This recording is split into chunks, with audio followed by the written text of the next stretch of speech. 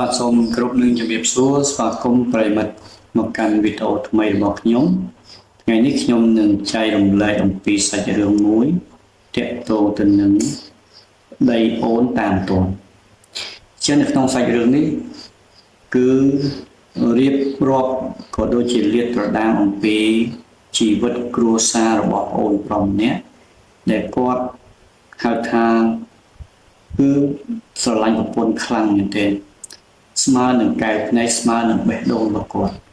ប៉ុន្តែចុងក្រោយបែរជាប្រពន្ធរបស់គាត់ប្រព្រឹត្តនៅទង្វើដែលគាត់មិនអាចទទួលយកបានហើយវាជាអំពើដែល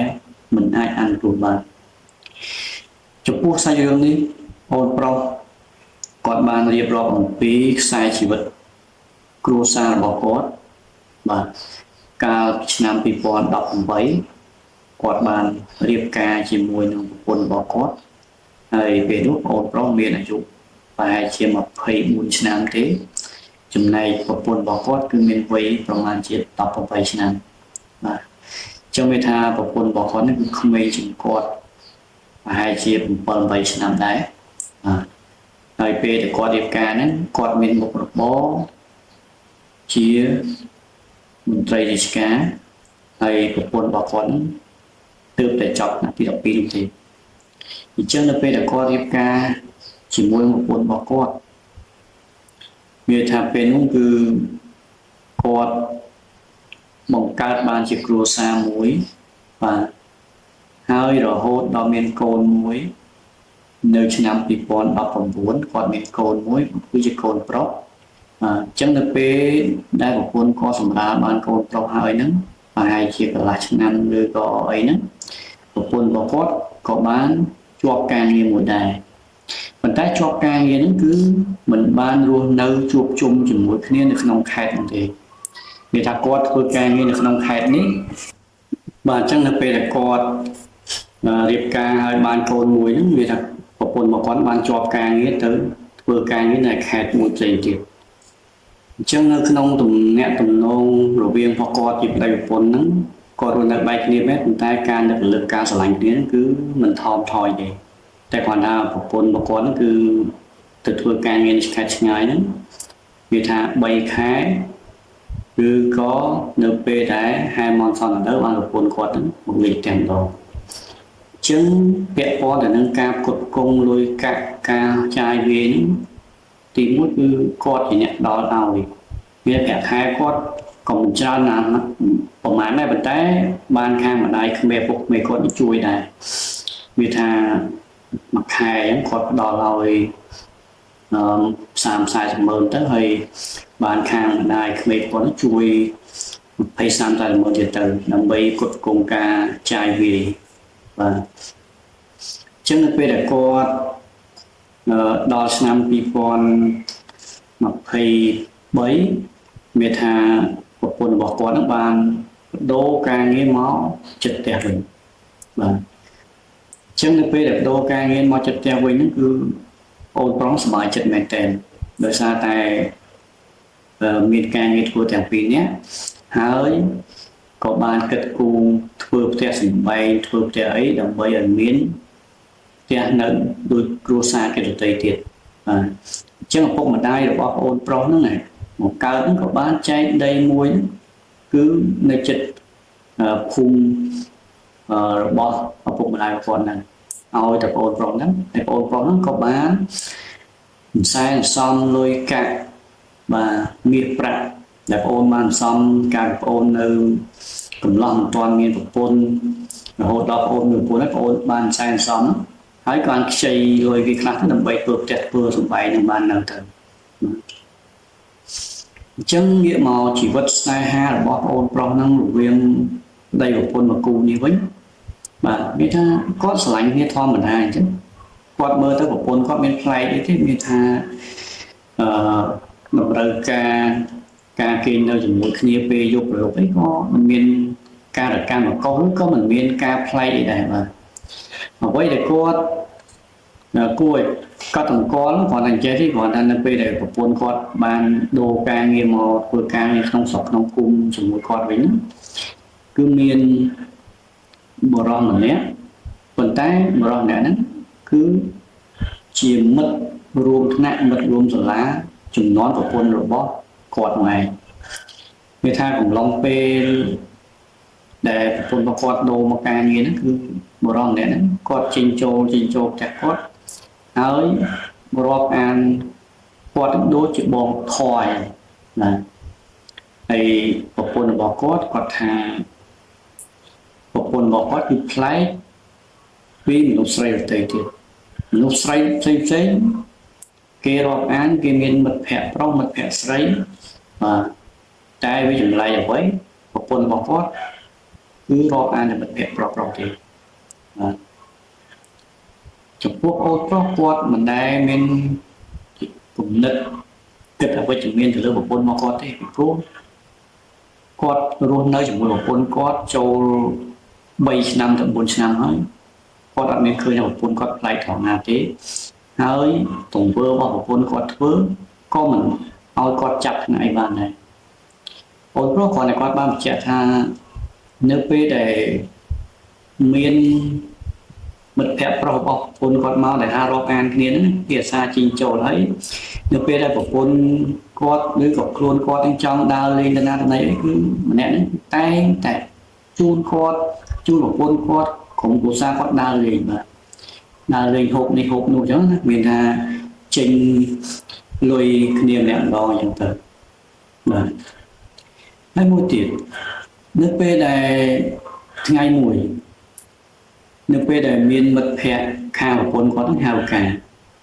មិត្តភ័ក្តិខាងប្រពន្ធគាត់ហៅការចៃដន្យនេះគាត់អត់ស្រួលខ្លួនគាត់ថាឥឡូវមិត្តភ័ក្តិណៃកាយអូនឯងទៅចុះប៉ុន្តែអូនឯងមានស្គាល់មិត្តភ័ក្តិណាអត់ដែលត្រូវទៅការហ្នឹងពីព្រោះអូនឯងទៅម្នាក់ឯងបើកម៉ូតូបើកអីបងបារម្ភពេលហ្នឹងប្រពន្ធរបស់គាត់ថាអត់អីដោយសារម្នាក់ហ្នឹងសិតតែជាមិត្តភ័ក្តិរៀនចំនួនជាមួយគ្នានៅវិទ្យាល័យជាមួយគ្នាហើយគាត់ថាពេលនោះគាត់ថាមិត្តភ័ក្តិរបស់គាត់ដែលម្នាក់ប្រុសដែលឧស្សាហ៍ជីងចូលផ្ទះគាត់ហ្នឹងគាត់ថាមិត្តភ័ក្តិប្រុសហ្នឹងក៏ត្រូវទៅចូលរួមពិធីមង្គលការនឹងដែរអញ្ចឹងគាត់ថាប្រពន្ធរបស់គាត់គឺសុំទៅជាមួយម្នាក់ហ្នឹងបាទឧស្សាហ៍ម្នាក់ហ្នឹងគេមានឡានមានអីអញ្ចឹងគាត់ក៏សុំប្តីគាត់ដើម្បីទៅចូលរួមពិធីការមិត្តភ័ក្តិរបស់គាត់ជាមួយមិត្តភ័ក្តិប្រុសដែលឧស្សាហ៍ជីងចូលផ្ទះគាត់ហ្នឹងអញ្ចឹងនៅពេលដែលគាត់ឮអញ្ចឹងអារម្មណ៍របស់គាត់ក៏រៀងកក់ក្ដៅដែរពីព្រោះអីពីព្រោះគាត់មើលឃើញអំពីទង្វើល្អរបស់មិត្តភ័ក្តិប្រុសរបស់គាត់ហ្នឹងគឺ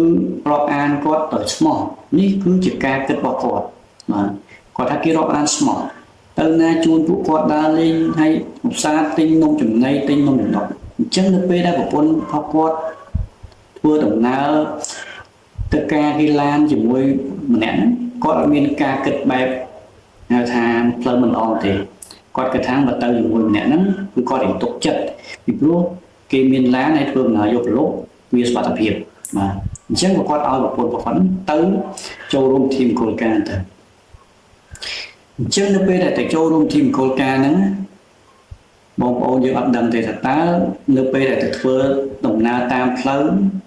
ហើយទាំងការវិលត្រឡប់មកវិញមិនដឹងថាគេនិយាយអ្វីគេមានទំនាក់ទំនងអ្វីក៏យើងមិនដឹងសាច់រឿងស៊ីជម្រៅរបស់អ្នកទាំងពីរនោះដែរប៉ុន្តែចៃដន្យអីគឺមានម្នាក់ស្រីទៀតផ្សេងទៀតដែលជាអ្នក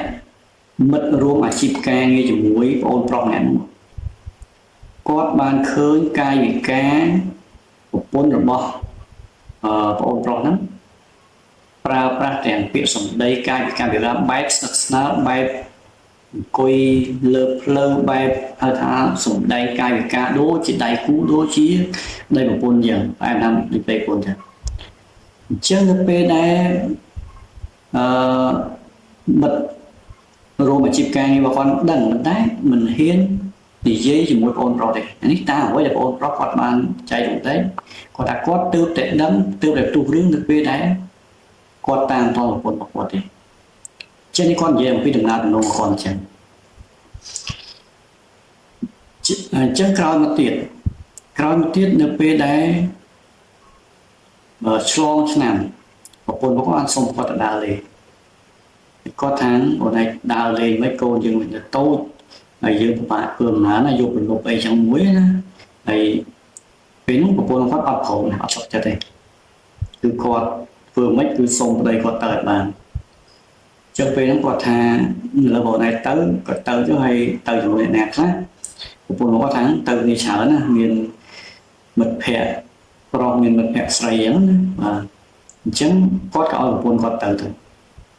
vấn đề bảo tồn có thành ở bên đây bộ pun có sủng đai cai bị ca bay play hơi bộ pun có chập đào trên đào lì giúp cũng có chập đào sòng sài chứ được ngay đấy thà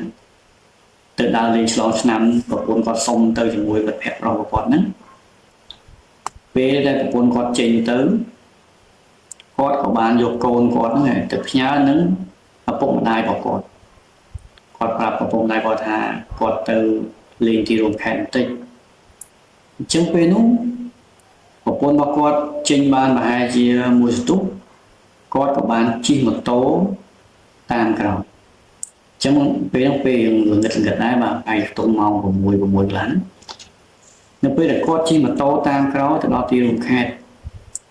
một bộ đấy kia mình ta đã liền nữa cái chỗ tiệt sinh nè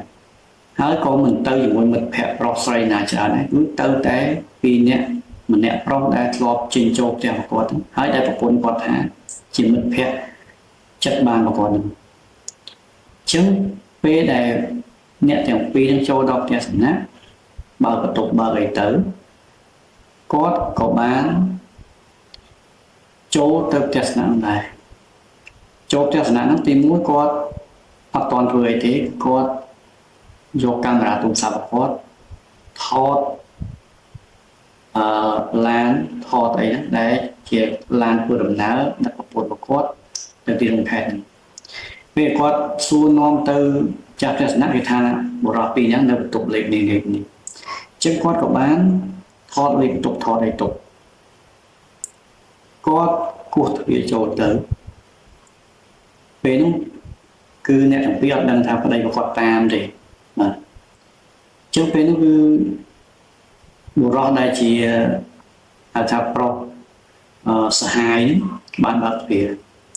sẽ bạc phía máu cứ bộ rõ nó có vợ một ha bộ anh nói đấy không về nó có thà quát một rồi quần một quạt chứ về nó cứ quát khơi một quần một quạt mẹ một phần có cứ cặp bông theo cuốn nó là không tục tự hơi là pe để quạt khơi một phần bọc quạt lùi lẹ snai ha chỉ môi nướng bộ đó đại quạt tha chỉ một thẻ bọc quạt về nó quạt cho trăng một chút ai quạt bằng gì tha hai ấy ban chiều này bật bật tầm bữa bệnh đi bố không từ lại những ấy không thuộc cho những ấy hãy ấy ban chỗ này phải tập vượt của bọn bạn này bên nó một quân mà có sung màu cọt hơi lật chừng công sông vào cọt thảo ôn thừa khó hơi hỏi ôn sông tổ mà chẳng mà chẳng bên nó ôn prong quát của ơi mà nè pro đại chia hai vào một quân quát lâu đại cho tiền này mình xin miền rừng ai chăm dương gì nhất đó sẽ đi làm rồi rừng bom hay một quân bom chăm bom chỉ nè đó sai và trên cái bên nó cứ ôn pro quát của bạn đúc một quân một quát nó tập lọc một trèo mình đúc tập lọc một trèo với quát của bạn xua non tao này luôn từ nhận đồng ní tăng về nào mà về nó cũng quân bao quát có xa thiệp là quát cứ ban từ nhận đồng ní và hai chí cái là năm rồi hai của quân bao quát xa thiệp là quát ban kênh nơi chúng tôi bảo nhận nó hốt đòi chua miền côn tiệt hai côn nông tây nó quát ban gặp tham mình mẹ chỉ côn được bỏ ôn bảo tây chỉ câu nó bao bộ ra để chia sẻ hai cái ចឹងធ្វើឲ្យគាត់ភ្ញាក់ខ្លួនព្រឺគាត់ភ្ញាក់ខ្លួនព្រឺថាគាត់ជាអ្វីគាត់ជាអមុខដែលប្រពន្ធលួចផិតលួចក្បត់ទាំងគាត់មិនដឹងខ្លួនសោះចឹងធ្វើឲ្យគាត់ភ្ញាក់ខ្លួនព្រឺមកចឹងទៅពេលហ្នឹងគាត់ក៏បានជាយាមថាឥឡូវណៃគិតយ៉ាងម៉េចមានតែគាត់ព្យាយាមដោះស្រាយមួយប្រពន្ធគាត់ពេលប្រពន្ធគាត់ថាគាត់អស់ចិត្តអស់ស្នេហ៍ចង់រស់នៅជាមួយបងឯទៀតហើយចឹងប្រពន្ធរបស់គាត់ហ្នឹងក៏និយាយបែបនេះដោយសារប្រពន្ធរបស់គាត់ចង់លេងអូនប្រុសឆាប់ដើម្បីទៅយកបរិសម្នាក់បាទអញ្ចឹងនៅពេលហ្នឹងគាត់ក៏អត់តសម្រេចចិត្តលែងលះគ្នាដែរគាត់បានហៅឪពុកម្ដាយបង្កើតឪពុកម្ដាយក្មេកទាំងអស់មកជួបជុំគ្នាដើម្បីប្រាប់អំពីសាច់រឿងដែលពួកគាត់បានដោះស្រាយគ្នាហើយអំពីទង្វើដែលប្រពន្ធរបស់គាត់ផិតគាត់ចឹងពេលដែលហៅឪពុកម្ដាយក្មេករបស់គាត់មកអូនប្រុសថាឪពុកម្ដាយគេអត់មាននិយាយអីទេគេថាឥឡូវបើកូនឯងសម្រេចចិត្តលែងលះហ្នឹងក៏ឪពុកម្ដាយក៏សម្រេចចិត្តទៅលើអ្វីដែលកូនសម្រេចចិត្តទៅបាទឪពុកម្ដាយក្មេកមានលួងថាឥឡូវកូនឯងអនុគ្រោះឲ្យពុនម្ដងទៅឬក៏បណ្ដៅដល់កូនស្រីគាត់ក៏អត់ដែរណាចឹងបងប្រុសគាត់ថាតាមពិតគឺម្ដាយក្មេកគាត់ចង់ឲ្យតែគាត់ហ្នឹងបែកបាក់គ្នាតាំងយូរហើយប៉ុន្តែដោយសារតែមានការសម្រុះសម្រួលបានមានការសម្រុះសម្រួលពីជីដូនរបស់គាត់ពីយាយរបស់គាត់ពីមុនហ្នឹងក៏ចេះតែរស់ទៅគ្នាចោះសំឡងគ្នាទៅអញ្ចឹងនៅពេលដែលប្រពន្ធនិយាយថាសុំបែកអស់ចិត្តអស់ស្នេហ៍ហើយមកម៉ែក្មេកពុកក្មេកអត់និយាយអីទៀតអញ្ចឹងគាត់ក៏បានដាក់ពាក្យបណ្ដឹងលែងលះនេះនៅតុលាការដោយសារតែគាត់មានឯកសារអញ្ចឹងការលែងលះតម្រូវឲ្យលែងលះនេះនៅតុលាការអញ្ចឹងបងប្រុសមានកូន2នាក់អញ្ចឹងអាកូនប្រុសបងគឺបងប្រុសយកកូនបងហើយកូននៅក្នុងផ្ទៃរបស់ប្រពន្ធបងប្រុសគឺគាត់ទទួលខុសត្រូវទេពីព្រោះប្រពន្ធរបស់គាត់បានសារភាពហើយថាជាកូនរបស់សហាយរបស់គាត់ឥឡូវផ្ទះសម្បែងដីធ្លីនឹងដូចជាដីរបស់បងប្រុសហ្នឹងហើយផ្ទះនេះគឺរលុយសំបងធនាគារចូលគ្នាប៉ុន្តែបងប្រុសគាត់ថាគាត់មិនអោយចំណែកណាមួយនៃដីឬក៏ផ្ទះហ្នឹងទេដោយសារតែបងប្រុសមានតែមត្រង់អីមានតែមត្រង់ថាគាត់ចាប់បានផុសតាំងប្រពន្ធរបស់គាត់ក្បត់គាត់អញ្ចឹងប្រសិនបើប្រពន្ធរបស់គាត់ហ៊ានទាមទារទ្រព្យសម្បត្តិនៃចំណែកណាមួយគាត់ថាគាត់នឹងដាក់ពាក្យបណ្ដឹងឲ្យច្បាប់ចាត់ចែងតាមច្បាប់អញ្ចឹងប្រពន្ធរបស់គាត់ក៏ដឹងខ្លួនខុសប្រពន្ធរបស់គាត់ក៏ព្រមចុះចេញដោយខ្លួនបាទអញ្ចឹងរឿងបងប្រុសនេះក៏បានលែងលះគ្នាចប់សពគ្រប់ទៅនៅពេលលែងលះគ្នាចប់សពគ្រប់អូនប្រុសបានលើកឡើងថាគាត់និយាយអំពីរឿងអតីតរបស់ប្រពន្ធគាត់បន្តិចប្រពន្ធរបស់គាត់ប្រហែលជា6ខែក្រោយមកក៏បានឆ្លងទលេឆ្លងអីបានកូនស្រីមួយហើយប្រុសសហាយរបស់គេដែលគេបានជួយតាក់ទងគ្នាហ្នឹងក៏បានមករស់នៅជាមួយគ្នាដែរបាទរស់នៅមិនបានប៉ុន្មានប្រហែលជាកន្លះឆ្នាំម្នាក់ប្រុសហ្នឹងក៏បានដោះដៃទៅរស់នៅផ្ទះគេវិញទៅពីព្រោះគេមករស់នៅដំបូងហ្នឹងគឺកុំឲ្យគេមានបញ្ហាទេខ្លាចពុកម្ដាយខាងស្រីហ្នឹងប្តឹងបាទមិនទទួលខុសត្រូវចំពោះកូនគេមានផ្ទៃពោះអញ្ចឹងនៅពេលដែលម្នាក់ស្រីនឹងមានឆ្លងទលេឆ្លងហើយអ្នកប្រុសចាប់ផ្ដើមដកខ្លួនតែម្ដងអញ្ចឹងបងប្រុសគាត់ថានៅពេលដែលគាត់ដឹងថាប្រពន្ធគាត់ផាត់បែបនេះទាំងអ្នកភូមិទាំងមិត្តភ័ក្តិគឺគេបានប្រាប់គេបានលាតត្រដាងសពសាច់រឿងរបស់ប្រពន្ធគាត់ទាំងអស់ហើយប្រពន្ធរបស់គាត់មិនមែនមានតែបរិមាណទេគឺមានបរិដតីជាច្រើនផ្សេងទៀតដែលគាត់មិនដឹងនៅពេលដែលគាត់ដឹងគឺវាហួសពេលហើយមានថាបែកកាយអញ្ចឹងគាត់ថាខ្លួនគាត់ដូចជាអមុខពិតដែលព្យាយាមស្រឡាញ់ប្រពន្ធដែលព្យាយាមយកចិត្តទុកដាក់ព្យាយាមរះបង់ធ្វើអ្វីដើម្បីប្រពន្ធប៉ុន្តែចុងក្រោយបែរជាប្រពន្ធចាក់មួយកំបិតពីក្រោយខ្នងដែលធ្វើឲ្យគាត់ឈឺចាប់មួយជីវិត បាទសូមអរគុណច្រើនសម្រាប់បងប្អូនដែលបានទស្សនានៅវីដេអូរបស់ខ្ញុំហើយសូមជួយចុច Subscribe មួយដើម្បីទទួលបាននូវវីដេអូថ្មីៗសង្ឃឹមថាបងប្អូនទទួលបានបទពិសោធន៍និងមេរៀនជីវិតនៅក្នុងវីដេអូនេះប្រសិនបើបងប្អូនមានមតិយោបល់អ្វីសូមជួយចែករំលែកជាមតិយោបល់បាននៅក្នុងសាច់រឿងនេះសូមអរគុណ